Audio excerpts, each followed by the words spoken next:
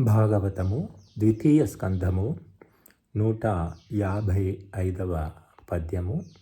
శ్రీరామ గుణగానము. తోయజహితవంశదుగ్ధపారావార రాకావిహార కైరవహితుండు కమనీయ కోసలక్ష్మాభృత్సుతా గర్భశుక్తి సంపుట లసన్మౌక్తికంబు